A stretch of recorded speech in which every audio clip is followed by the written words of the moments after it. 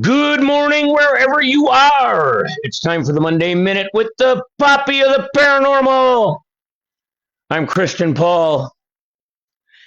I hope you all survived the heat this week if you are in the Midwest. You people in the Northeast, it's coming your way, baby.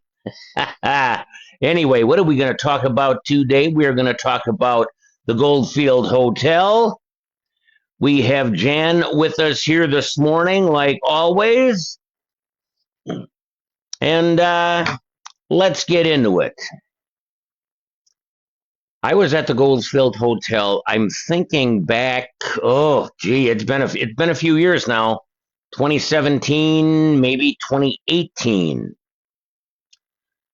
But the first time I was through Goldfield, Nevada was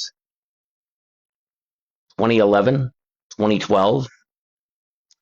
I have been to Goldfield, Nevada, at least 10 times, but I've only been in the hotel once. So you're going to get the perspective here, but let's play a little history first. You know, the Goldfield Hotel is actually the third hotel by that name built on that site. The first two burned down. And I believe they were about a year apart when they burnt down. Okay, that being said, in 1981, the Goldfield Hotel was put on the National Register of Historic Places. In the 1980s, a gentleman by the name of Lester O'Shea is reported to have spent $4 million trying to renovate the Goldfield Hotel. That's over $12 million in 2026 money. Now, being by the hotel, what he spent $4 million on in 1980s money, I have no idea. Because from what I have observed on this property over the years,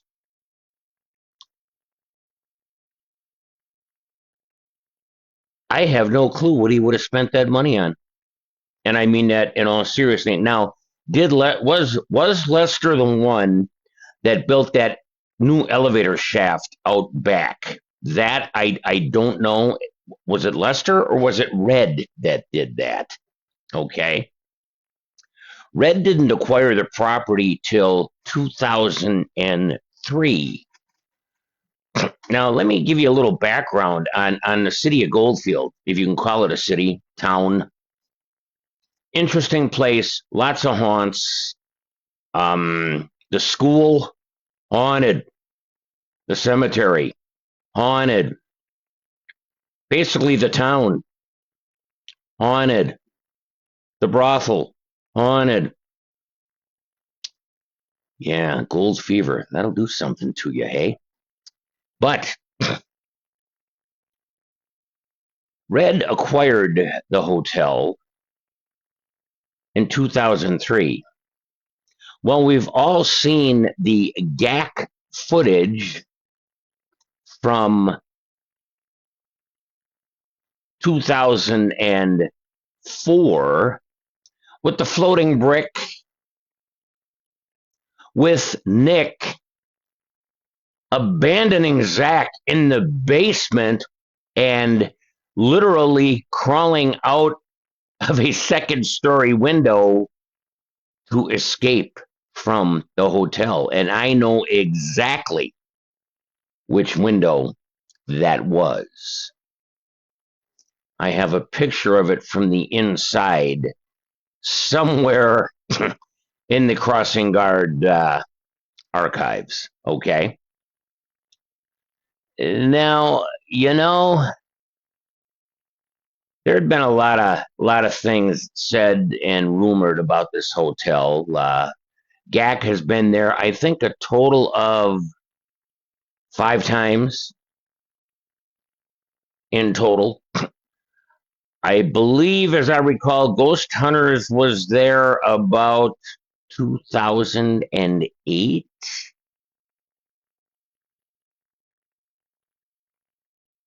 Um, I'll tell you, this hotel will never get renovated and back in operation unless somebody has got a big pile of, how shall I say this, illegal money that they're going to turn into legal money by investing it. And there's two reasons. For one, to bring the Goldfield Hotel up to current building standards will be darn near impossible. Number two, you have to understand Goldfield, Nevada. You know, it's pretty much bumfuck in no place. Tonopah, about 30 miles up the road, bigger town, little more, well, actually a lot more going on by comparison. But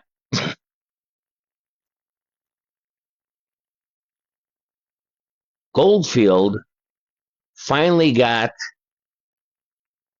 a truck stop open this year. So now, if you're in Goldfield, you can buy gas. All my trips to Goldfield, you couldn't even buy gas.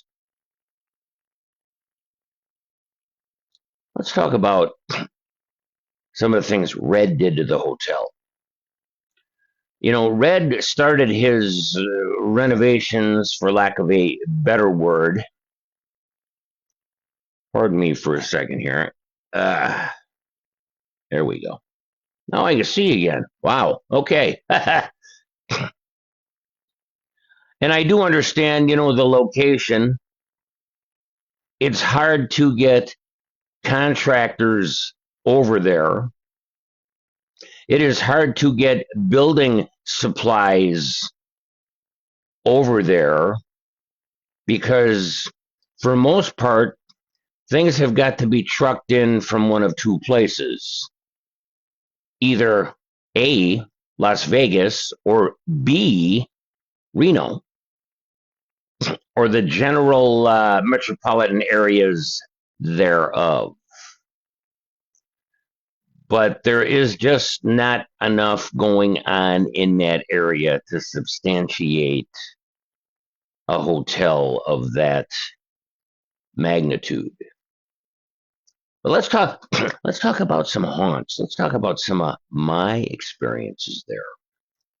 You know, 90% of the times going through Goldfield, even if I didn't go to investigate the hotel,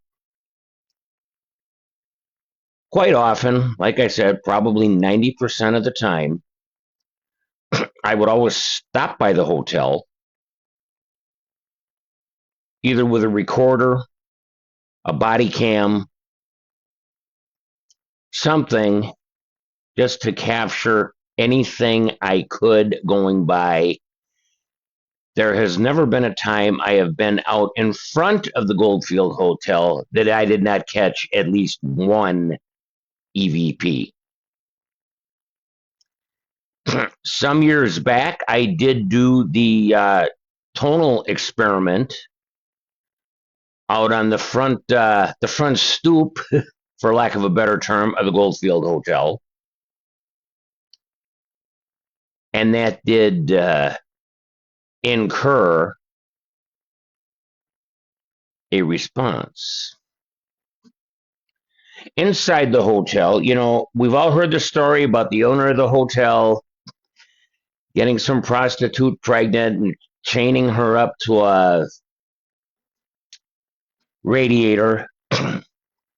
I've been in the room that supposedly happened in, I'm not a whole lot convinced that it would have been in that room, because that room was right on the first floor.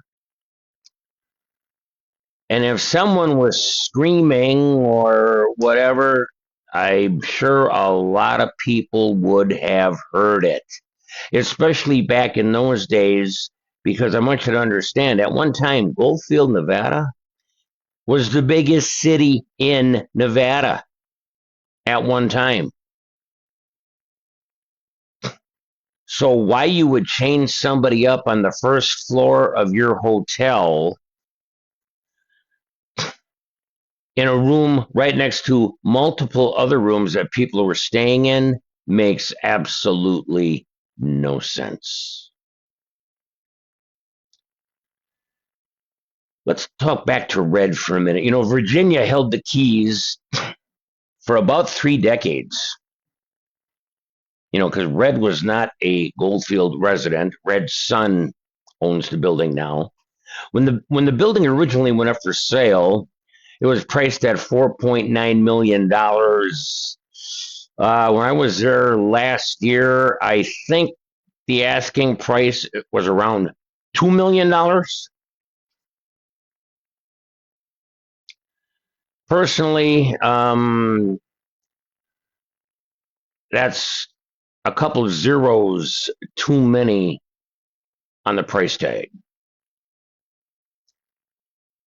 I own commercial property. I do have a pretty good sense of development and that kind of thing, and it's just not going to happen. Now, as Red was doing his renovations when Red was still alive, he took out some very key factors that I think made the hotel the hotel.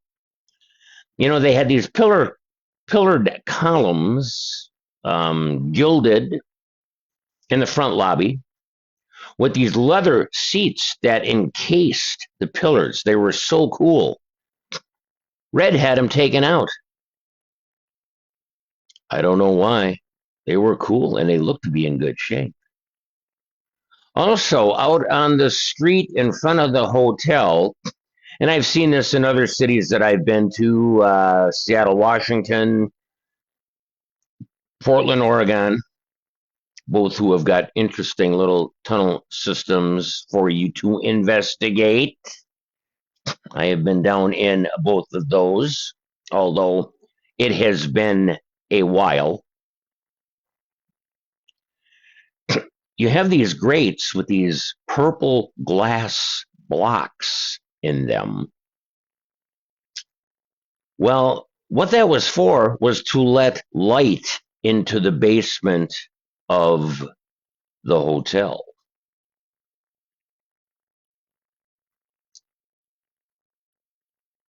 Including the room with the famous floating brick that you've seen on Gag.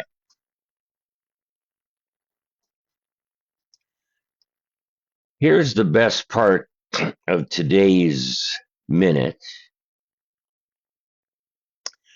I came across a series of 7 video clips from my inside visit to the hotel that have yet to be reviewed. So I am really looking forward to that. I've already posted some things on the channel and on our YouTube. From the outside, this is on the inside. And we're going to leave things with that. Be good to each other. We're all we got. For all of you in the Midwest, stay in the shade today. Stay inside. Watch your pets. If I go by and see a dog chained up in your front yard, we're going to have an issue. That being said, peace out.